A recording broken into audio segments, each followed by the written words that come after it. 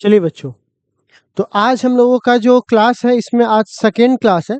First class में हमने आपसे चर्चा किया था सिलेबस के बारे में, जिसकी चर्चा हम लोग कर चुके थे। अगर आप लोग उसको नहीं देख पाए होंगे तो वीडियोज वगैरह है, आप उसे देख सकते हो, ठीक है ना। अभी एक सवाल है कि आज की क्लास में हम लोग क्या करेंगे। देखिए, बिना मैथ के फिजिक्स का कोई स्थान नहीं है। मैथ अगर आप नहीं रखोगे तो आप थ्योरी वगैरह भी उसका सही से आप प्रूफ नहीं कर पाओगे, 5 नंबरी क्वेश्चन को डिराइव नहीं कर पाओगे। फॉर्मूला बहुत सारे जगहों पर आपको जरूरत पड़ेगा मैथ का। लेकिन एक सवाल हमारे पास ये, कौन सी मैथ का। देखिए, हम उस मैथ की चर्चा अभी नहीं करेंगे जो मैथ आप लोग 10वां क्लास में पढ़ के आए हो, जैसे sine square theta plus cos square theta बराबर 1। वो सब करने की जरूरत नहीं है। वो जब मैं आप भूल भी गए होंगे ना फॉर्मूला, तो जब मैं आपको बताऊंगा तो आप वैसे भी उसको जान जाओगे, ठीक। अभी मैं उस मैथ की चर्चा करूंगा जो मैथ आपको क्लास 12th में पढ़नी है। बायो वाले बच्चे नहीं पढ़ पाएंगे, तो ऐसे तो डिफरेंस आ जाएगा, और आप जब तक पढ़ोगे तब तक बहुत लेट हो जाएगा। तो मैं वहां पर डिफरेंशिएशन और इंटीग्रेशन मतलब कैलकुलस में पढ़ा लूंगा। और फिजिक्स में आप जाकर देखिएगा तो कई ऐसे राशि है जो दिशा के साथ आते हैं, जैसे कि मान के चलिए force, electric force, magnetic force, सब में क्या डायरेक्शन है। पूरा खेल किसका है, डायरेक्शन का है। तो आपको वेक्टर का जोर आना क्या है, जरूरी है। इसीलिए हम आज से बेसिक मैथ स्टार्ट कर रहे हैं। कितने टॉपिक्स के लिए, 2 टॉपिक्स के लिए। तो आज से क्लास 12th का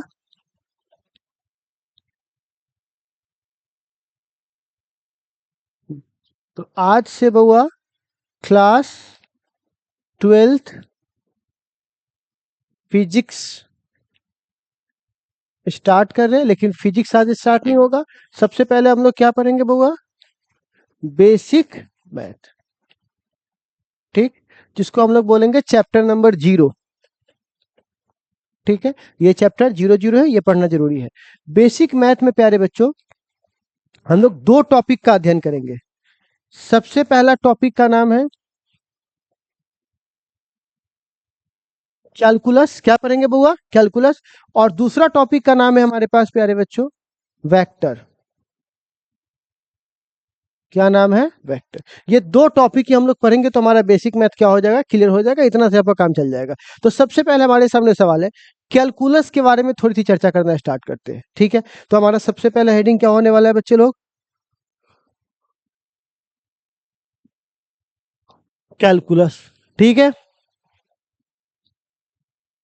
देखिए, कैलकुलस का हिंदी होता है कलन। अब वो सब हिंदी विंदी जान के हम क्या करेंगे, हमको मेन कैलकुलस के बारे में जानना है। देखो बच्चे लोग, जो अगर मैं आपसे एक सवाल पूछता हूं कि सर पहले आप जो कैलकुलस पढ़ाते हैं ना, उसको पढ़ाते क्यों है। सबसे पहला सवाल तो यही है। तो सबसे पहले है ना, सबसे पहले सवाल है कि हम लोग कैलकुलस को पढ़ते क्यों है, या कोई आपसे पूछेगा कैलकुलस को आप पढ़ाते क्यों है, ठीक है।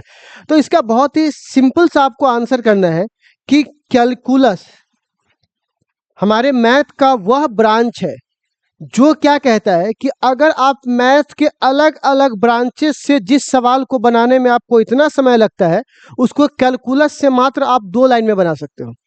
2 लाइन मतलब थोड़ा सा, मैं समझ 2 ही लाइन में, ठीक है। जैसे आप त्रिकोणोमेट्री से उसी चीज को बनाओगे तो आपको इतना जरा पेज लगेगा, कॉन्सेप्ट भी अधिक लगेगा। ज्योमेट्री से बनाओगे तो इतना लगेगा। लेकिन कैलकुलस कहता है कि मैं आपको आसान तरीके से आपको बना के दे दूंगा।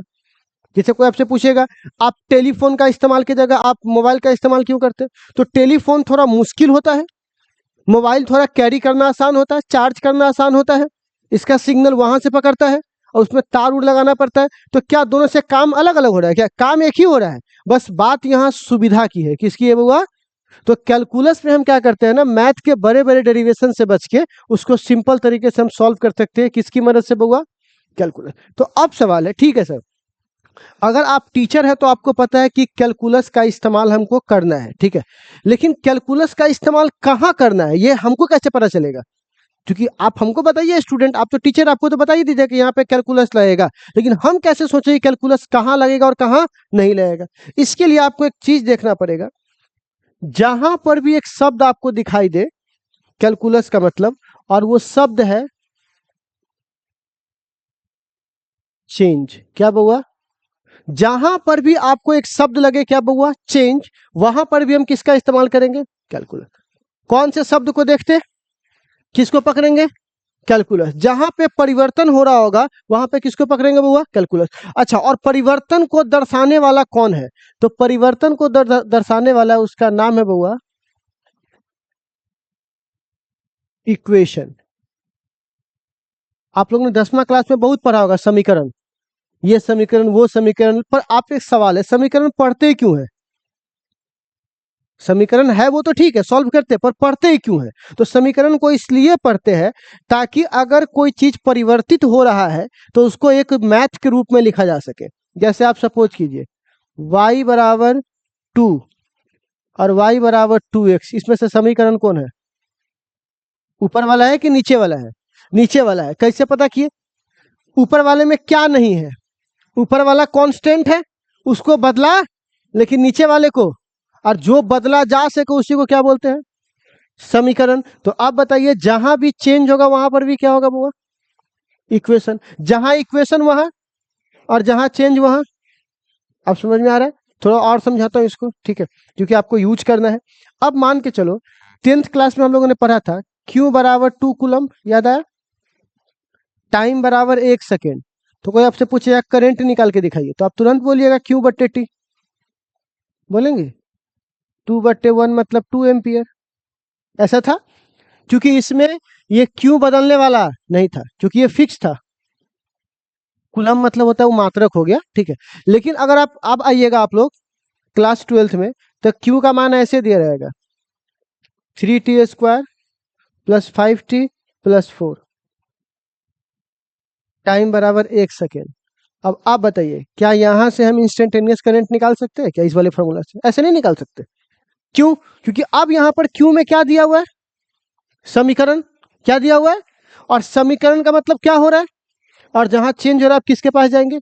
तो यहां तक 10वां वाला क्लास तक तो काम चल रहा था इससे, लेकिन अब जब क्लास आप 12th में आओगे तो अब आपको ये सिंपल फार्मूला से काम चलेगा या कैलकुलस करना पड़ेगा आपको? और अगर आपको कैलकुलस नहीं आओगे तो यही फंस जाओगे तुम लोग, ठीक है। तो अब आपको समझ में आ रहा है कैलकुलस का इस्तेमाल हमको कहां कहां पड़ेगा, समझ रहे हो? कहां करना है कैलकुलस का इस्तेमाल? तो जहां पर भी आपको वैल्यू डेटा में ना देकर, नंबर में ना देकर, किस में दिया गया हो? समीकरण में, इक्वेशन में, तो वही समझना आपको किसकी जरूरत पड़ेगी बुआ? तो पहले, सबसे पहला बात, कैलकुलस का इस्तेमाल कहां करना है वो समझ में आ गया। कहां करना है इस्तेमाल? जहां पर भी क्या दिखेगा आपको, और इक्वेशन से क्या समझ में आता है आपको? एग्जैक्टली समझ में आ गया आज के बाद। तो कैलकुलस का इस्तेमाल कहां करना है?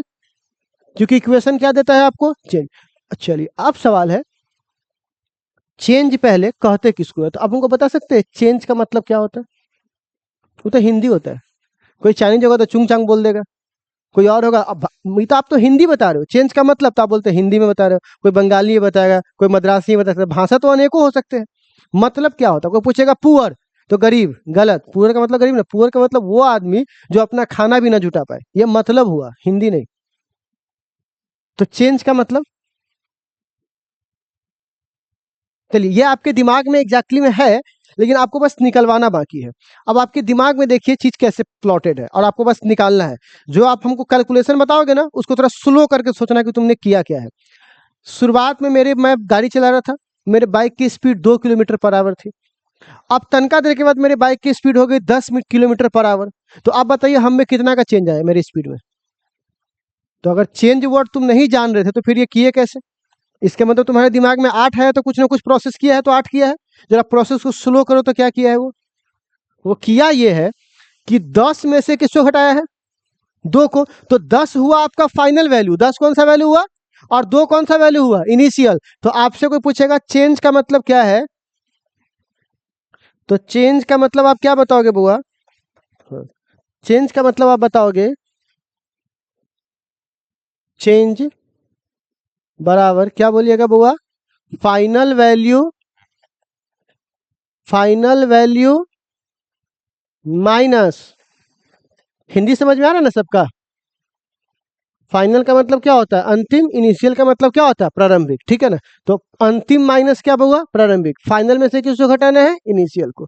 चलिए, तो आपने चेंज समझ में आ गया। अब एक सवाल आपसे पूछते हैं, चेंज कितने प्रकार के होते हैं बच्चे लोग? 2। कितने प्रकार के? 2। एक छोटा चेंज, जिसको हम लोग बोलते हैं क्या हुआ? एक स्मॉल चेंज होता है, और एक बड़ा होता है। बड़ा मतलब यूनिट। क्या मतलब? यूनिट, ठीक है ना।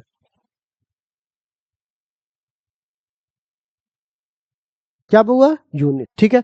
तो अब एक बात बताओ, स्मॉल चेंज को हम लोग जब दिखाते हैं ना बउआ, तो इस वाले डी से दिखाते हैं, और जब बड़े चेंज को दिखाते हैं तो उसको डेल्टा से दिखाते हैं। समझे? तो आज के बाद इस डी का मतलब समझ में आया क्या हुआ? वो क्या हो रहा है बुआ? चेंज ही हो रहा है, लेकिन कैसा चेंज हो रहा है? और डेल्टा का मतलब चेंज हो रहा है, लेकिन कैसा चेंज? यूनिट चेंज, यानी बड़ा चेंज। तो अगर मैं आपसे पूछूंगा डेल्टा एक्स बराबर क्या होगा, तो क्या बोलिएगा? एक्स का फाइनल वैल्यू। चेंज का मतलब यही ना होता है, फाइनल वैल्यू में से क्या घटाएंगे। तो आप बताइए डेल्टा एक्स का मान कितना होगा बुआ? Final minus initial. लेकिन अब खेल किसका आएगा बुआ? और हमको सारा किससे देख रहा है बुआ? स्मॉल से। तो अब चलिए कैलकुलस में सबसे पहले आपको बताऊं, कैलकुलस किसके लिए आता है? चेंज को दर्शाता कौन है? चेंज का मतलब क्या होता है? कितने प्रकार के चेंज है? कौन कौन? स्मॉल मतलब छोटा वाला डी, और यूनिट मतलब बड़ा वाला डी। डेल्टा एक्स बराबर फाइनल माइनस। चलिए अब हम लोग वापस अपने क्वेश्चन पर आते हैं। किस पे आते हैं बुआ? कैलकुलस। तो चलिए अब हम लोग कैलकुलस की तरफ चलते हैं। तो कैलकुलस के बारे में थोड़ा सा और आपको बात बताएं। कैलकुलस देखिए, कैलकुलस कहता है, मान के चलिए कोई चीज जल्दी जल्दी बदल रहा है। कैसे बदल रहा है बुआ? कैलकुलस कहाँ आएगा? जहां बदलाव होगा कैलकुलस कहाँ आएगा? अब कोई चीज बहुत जल्दी जल्दी बदल रहा है। अब सोचो, मैं एक सिंपल सी बात बताता हूँ। कोई चीज है जो कंटिन्यू बदल रहा है, तो हम एक बार में अगर पूरा का मान निकालेंगे तो हमारे लिए बहुत मुश्किल हो जाएगा। तो हम क्या करते हैं, पार्ट बाई पार्ट, छोटे छोटे पार्ट में निकालते हैं। जैसे इंडिया का जो रन है, इंडिया जो रन बनाता है तो हर ओवर में अलग अलग बनाता है। तो क्या हम पूरे रन को जानने के लिए और अच्छे से कि इंडिया ने कैसा खेला है, ओवर बाई ओवर का चार्ट देखते हैं? तो एक बार में पूरा का मान निकालना अच्छे से संभव नहीं है, इसलिए उसको किस में निकालते हैं? टुकड़ों में निकालते हैं। किस में निकालते हैं बुआ? टुकड़ों में। हम लोग अगर आपको पूरा फिजिक्स अच्छा करना है तो आप एक बार का मत सोचिए। आप सोचिए कि मेरा पहला चैप्टर ठीक जाए, फिर सोचिए मेरा दूसरा चैप्टर ठीक जाए, फिर तीसरा चैप्टर ठीक जाए। इस तरह करते करते आपके पास 15 चैप्टर है। 15 चैप्टर अगर आपका अच्छे से चला गया तो फिजिक्स में तो चला गया। तो एक बार में एक बात बताइए, अगर आपको परिवर्तन देखना है तो एक बार में बड़ा देखिएगा या पहले छोटा देखिएगा? छोटा देखिएगा ना। आप सपोज करके देखिए, कैलकुलस है, कैलकुलस को अपना ब्लड समझिए कि अगर आपको अगर ब्लड जांच करना है तो एक बार में पूरा ब्लड निकाल लेना चाहिए। क्या करना चाहिए? पहले थोड़ा सा ब्लड निकालेंगे, उस ब्लड में जो भी हमको ढूंढना होगा, होमोग्लोबिन, डब्ल्यूबीसी, जो भी हमको ढूंढना होगा वो ढूंढ लेंगे। और फिर आपका मान के चलिए 10 ग्राम आपका ब्लड निकाला था, उसमें एक होमोग्लोबिन आया, मतलब 10 होमोग्लोबिन आया। तो क्या पूरे बॉडी में 10 होमोग्लोबिन है? पूरे बॉडी में आप जितना ब्लड है उस ब्लड को जोड़ेंगे ना, कि एक में इतना तो बाकी में कितना होगा। बात समझ रहे हो? तो सेम हाल है। कैलकुलस कहता है पहले अगर आपको कोई भी वैल्यू निकालना है तो एक बार में आप पूरा वैल्यू निकाल, तो आप क्या करोगे? पहले छोटा मान, तो पहले जो बड़ा चीज है उसको तुम छोटा करोगे, तो छोटा करोगे तो इस समीकरण की वैल्यू घटेगी। और एक बार जब तुमने छोटा कर लिया तो फिर उसको जोड़ जोड़ कर क्या करोगे? बड़ा करोगे। तो बड़ा करोगे तो वैल्यू क्या होगा? बढ़ेगा। पहले क्या करना है हमको? छोटा, फिर क्या करना है? बड़ा। तो जब तुम छोटा करते हो तो उसको बोलते हैं डिफरेंशिएशन। डिफरेंशिएशन किस नाम से इसको पुकार रहे बुआ हम लोग? इसको डिफरेंशिएशन। और जब उसको बड़ा करेंगे तो इंटीग्रेशन। शब्द सुनने से नहीं होता है, ये भी देखना है कि क्यों इसका इस्तेमाल करते हैं हम। तो जब एक बात बताइए, जब हमको कोई एक लंबा तार है, अब मैं 12th की कई ऐसी बातों को आपको रिवील करता हूं। जैसे मान के चलो मैं कहता हूं, पूछा हुआ क्वेश्चन है, ठीक है, कि एक लॉन्ग वायर है। कैसा वायर है बुआ? लॉन्ग वायर है, उसके द्वारा इलेक्ट्रिक फील्ड निकाल के दिखाना है। क्या निकाल के दिखाना है? 5 नंबरी क्वेश्चन है। तो मैं आपसे पूछूंगा तो आप कहिएगा सर लंबा वायर है, तो जी एक बार में आप उसका पूरा वैल्यू निकाल नहीं सकते। तो हम आपसे पूछेंगे क्या करना चाहिए, तो आप क्या बोलोगे? पहले छोटा पार्ट का वैल्यू निकाल लीजिए, आप फिर उसको जोड़ जोड़ कर क्या कर दीजिए? बड़ा कर दीजिए। तो आप बताइए लंबा तार है तो पहले उसको छोटा करेंगे, एक बार में छोटा के द्वारा वैल्यू निकल जाएगा तो फिर बड़ा करेंगे। तो मैं आपसे एक सिंपल सवाल पूछूंगा कि बउआ क्या करना चाहिए, तो आप बोलोगे सर पहले छोटा का वैल्यू निकाल लीजिए। हम बोलेंगे निकाल लिए, अब इसको बड़ा करना है तो क्या लगा दीजिए। ठीक, चलिए अगला सवाल जो इस बार पूछा 2024 के 5 नंबर में क्वेश्चन था। एक लंबे गोले के द्वारा, गोला मतलब स्फेयर, ये वाला, एक लंबे स्फेयर पे अगर मैं चार्ज दे दूं तो उसके द्वारा इलेक्ट्रिक फील्ड का मान निकाल के दिखाइए। तो क्या एक बार में आप पूरा का वैल्यू निकाल लोगे? क्या करोगे? छोटा पार्ट काटोगे, और छोटा पार्ट को फिर बड़ा करने के लिए क्या लगाओगे? क्या लगाओगे? एक लंबे तार के द्वारा मैग्नेटिक फील्ड का मान, बोलिए कैसे निकालेंगे? पहले छोटा पार्ट काट लेंगे, फिर क्या करेंगे उसको, एक लंबे शीट के द्वारा छोटा पार्ट, कोई भी चीज जो लंबा बड़ा है उसके द्वारा क्या करेंगे, पहले छोटा पार्ट। अब 8 को से 10 को 55 मिनट आप ऐसे प्रूफ कर दिए। तो पहले पता होना चाहिए कि हमको लगाना कब है और कहाँ है, वरना मास्टर के भरोसे बैठल रह जाओगे, सर जी बोल रही है तो बोल रही है। नहीं, आप सोचो एक लॉन्ग वायर। अच्छा मैं आपसे पूछता हूँ, ये एक धरती है, इसके द्वारा ग्रेविटेशनल फील्ड निकालना है, इस छोटे बड़े से पार्ट के द्वारा, तो सर बड़े के द्वारा एक बार में निकाला, आप क्या करेंगे, आप फिर छोटे पार्ट को बड़ा करने के लिए इंटीग्रेशन। आप समझ में आया इंटीग्रेशन कहाँ लगता है, क्या चीज करने के लिए, छोटा वैल्यू को, अच्छा वैल्यू को छोटा करना ही क्यों होता है, क्योंकि एक बार में निकाला। आप समझ में आया आपको फिजिक्स की पूरी कहानी कैसे हो रही है, ठीक है ना? तो अब आपको समझ में आया कि डिफरेंशिएशन का इस्तेमाल कहाँ करना है, छोटा, और इंटीग्रेशन का समझ में आ गया। कैलकुलस का इस्तेमाल कहाँ करना है, नहीं, कैलकुलस का चेंज के लिए। समझ में आ रहा है पूरी कहानी कैसे? तुम इस पे यहाँ पर क्या ना, लोग परिभाषा फोकस करते हैं कि डिफरेंशिएशन का परिभाषा क्या है, रट रहा है रट रहा है। आपको लगता है किसी से पूछेगा तो बता देगा आपको क्या है, होता है, बस रट के घूम रहा है बस, ठीक है ना? होता है तो होता है, ज्यादा होगा तो एगो एक्स के पावर एन वाला फॉर्मूला पढ़ लेगा, हो गया। पर पहले ये सब बाद में आएगा, पहले सवाल है कि हम पढ़े क्यों, ये तो बताइए। पहले जब आप ये जानिएगा तो आप कोर स्ट्रक्चर जान पाइएगा इसका, ठीक है? तो चलिए अब इसका ये वाली कहानी हो गई। अब हम लोग पढ़ने चलते हैं किसको बउआ, डिफरेंशिएशन। पहले किसको पढ़ेंगे बउआ, डिफरेंशिएशन, फिर किसको चलेंगे, इंटीग्रेशन। तो चलिए सबसे पहले हम लोग यहाँ पे चर्चा करते हैं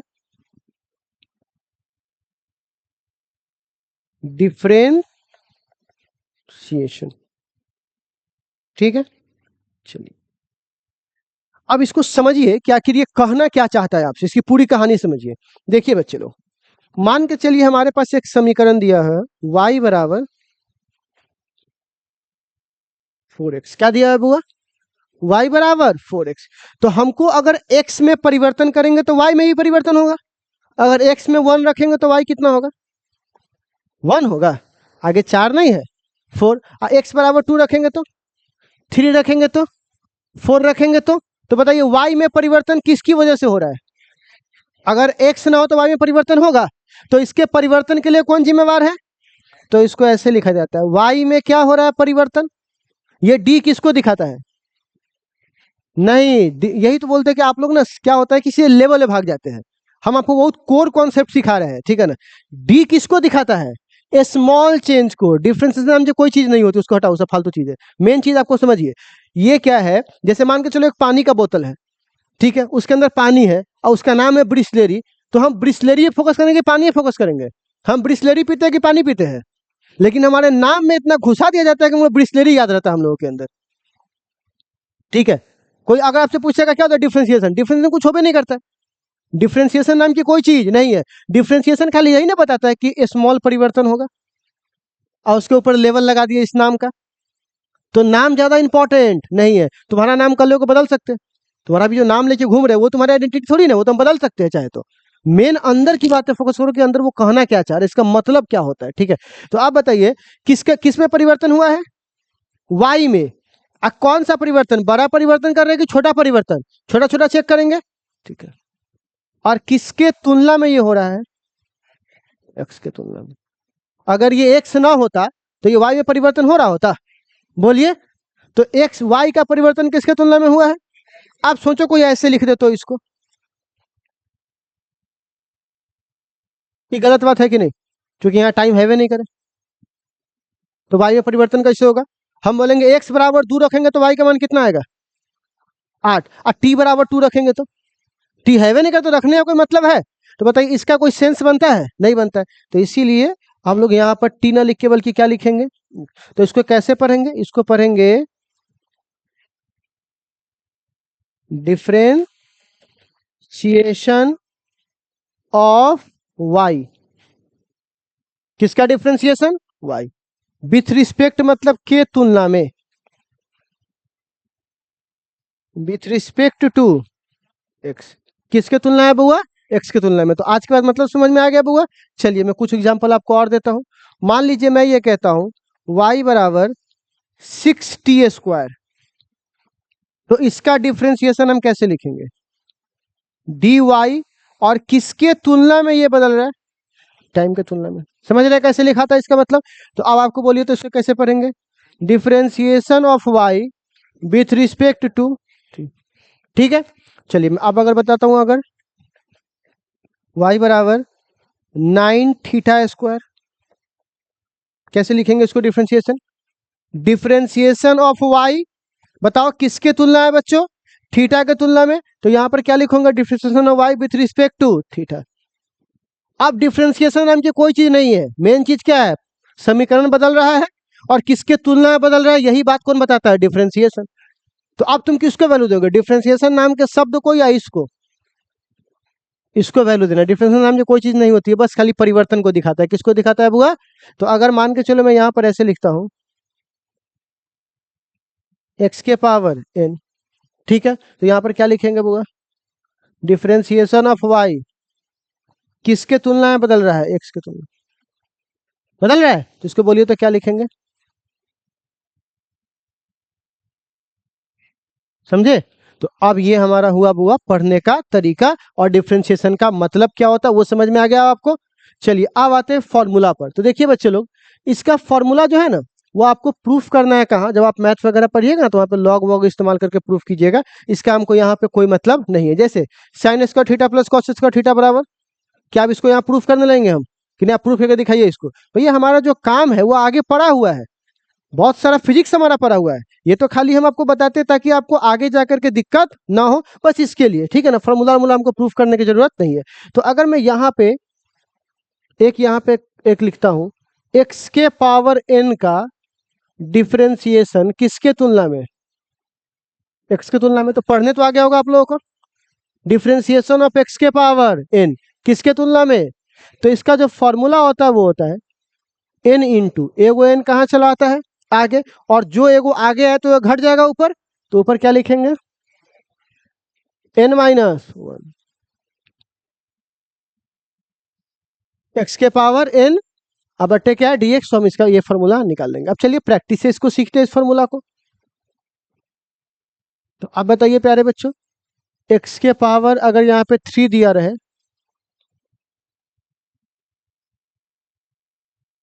अब ये बन जाएगा। और इसका मतलब समझ रहे हो ना क्या हुआ?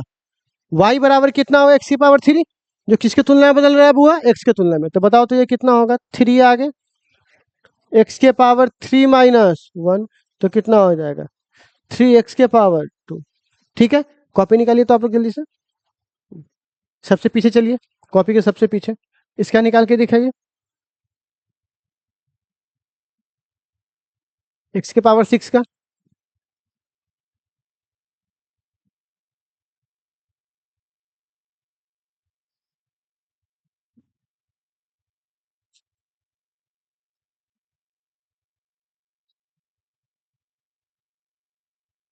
कितना है?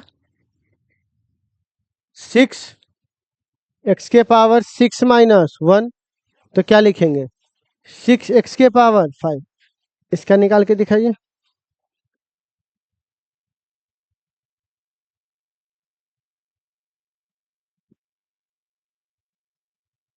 एक एक करके पलटाइएगा, एक एक करके। कितना लिखेंगे बुआ? 4 एक्स के पावर 4-1, यानी 4 एक्स के पावर क्या हो जाएगा? 3। चलिए एक्स के पावर 2 का निकाल के दिखाइए।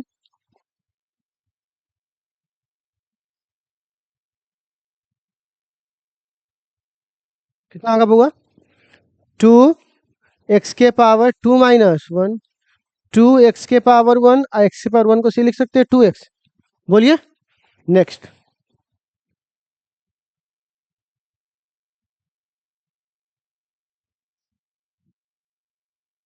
बोलिए कितना आएगा? 1 आगे हो जाएगा n-1, तो ये कितना हो जाएगा? 1 एक्स के पावर 0, मतलब क्या होगा? 1। ठीक है, अच्छा नेक्स्ट।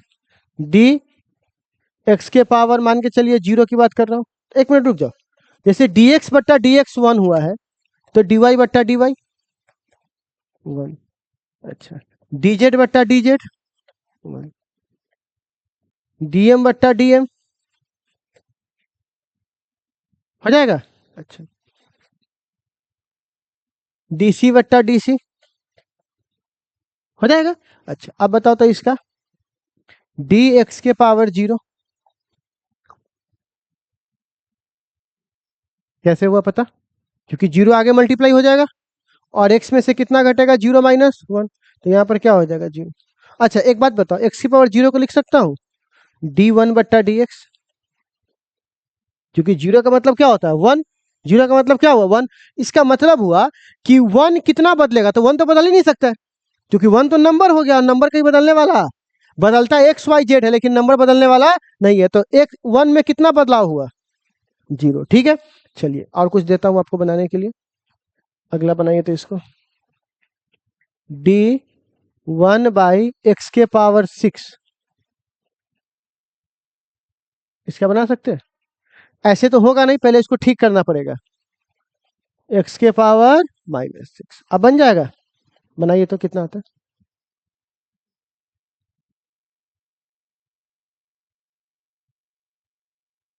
कितना होगा -6 एक्स के पावर -6 - 1, तो -6 एक्स के पावर -7, -6/x के पावर कितना हो जाएगा 7। कोई दिक्कत? नेक्स्ट, अब अगर ऐसा बोलूं 1/x के पावर 7, निकालिए, बनाइए सब लोग, कॉपी पे बनाइए।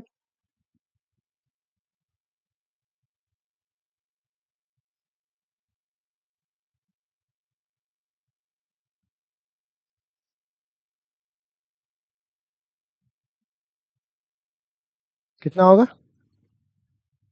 -7 एक्स के पावर -7 -1, तो -7 एक्स के पावर -8, -7 एक्स के पावर सॉरी -7 1/x के पावर 8 लिख सकते हैं। ऊपर माइनस से नीचे आएगा तो प्लस। अच्छा अब कुछ एक और बना के दिखाइए तो, एक्स के पावर 3/2 बना सकते हैं इसका? बनाइए तो, पावर में 3/2 आगे आ जाएगा, इसमें क्या करना है, बेसिक है।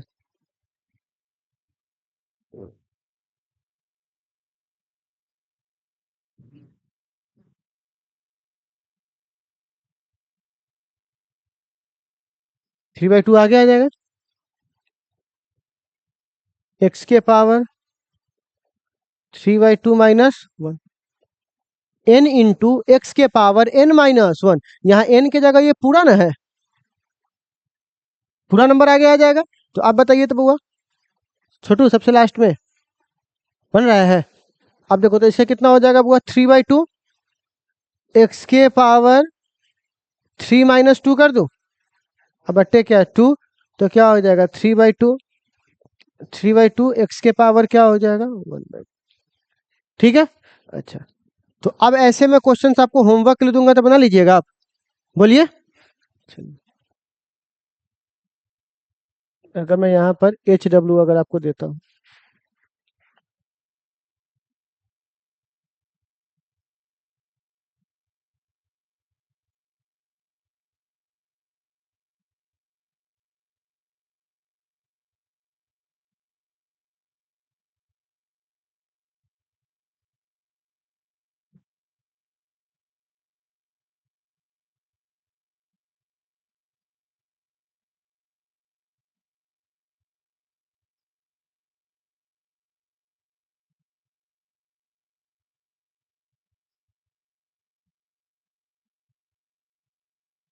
बन जाएगा ना ये सब। इसको ऊपर भेजना होगा, पता है ना, ऊपर जाएगा तो ये क्या बन जाएगा -3/2। ओके।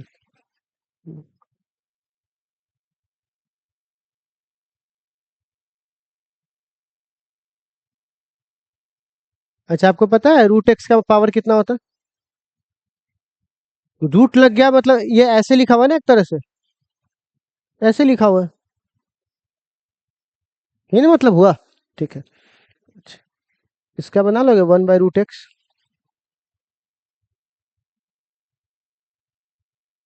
ठीक है, तो इतना आपका क्या हो गया बुआ, होमवर्क हो गया।